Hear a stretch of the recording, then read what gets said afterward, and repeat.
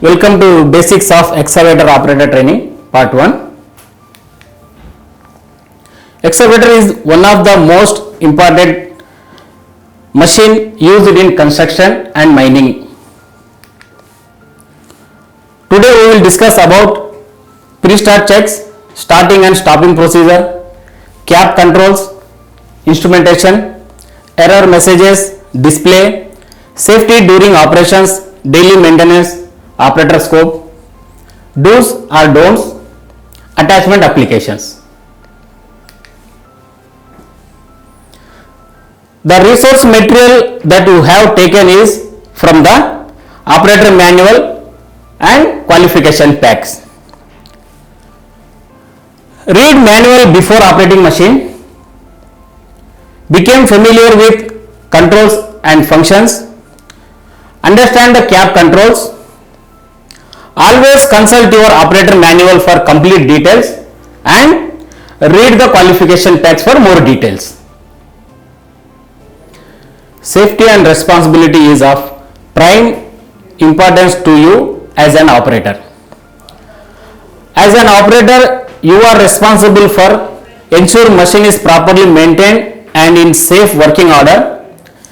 Job site hazards, specific equipments for machine operation and personal safety and property damage and possibly a fatal accident. Weather conditions, ground stability. As you can see, there is 3 service positions which will help for maintenance activities.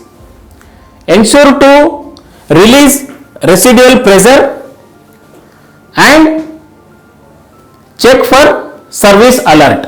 Starting and stopping procedure. Clean the windows. Do not move off until the central warning lamps has gone out. Check the all gauges, control and instrument are functioning. Check that there is sufficient fuel in the fuel tank. Check that there are no faulty loose parts or leaks which can cause damage. Check for cracks on frame and tracks. Check the hoods or covers are closed. Always sit in the operator seat when you are starting the engine or machine. Fasten the seat belt before all operation. Check that nobody is near the machine before you move the machine. Sound the horn. Finally, move the safety locking lever up to be able to operate. Before starting your work shift, make it a habit to do a walk around and check the machine without the engine running. This is important for safety. See that the teeth are in working order and that there are no leaks or damaged hoses at the linkage, and that the tires are in good condition. Look at the sight glasses to check that the hydraulic and transmission oil are within the acceptable ranges. Many sites are dusty, so make sure the radiator is clean and that no material is lodged in the radiator fan. Turn on the main battery switch. When entering the cab, make sure that you use a 3-point contact.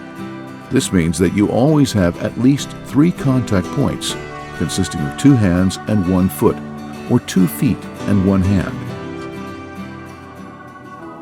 Make sure that the parking brake is applied and that the gear is in neutral. Turn the ignition key to position 1. The machine's pre-start check must be allowed to finish. If the machine is equipped with an optional anti-theft system, you must enter the necessary code on the keypad. Adjust the steering wheel and operator seat so that you have a good working position. Check the rear view mirrors. Adjust if necessary. make sure the horn is working properly. Before you start the engine, don't forget to fasten the seat belt. Now, turn the ignition key to position 3 and release it once the engine starts. Apply the service brakes. Release the parking brake and put the gear selector into the forward position. Finally, lift the bucket and drive away. This is the end of the session. Thank you.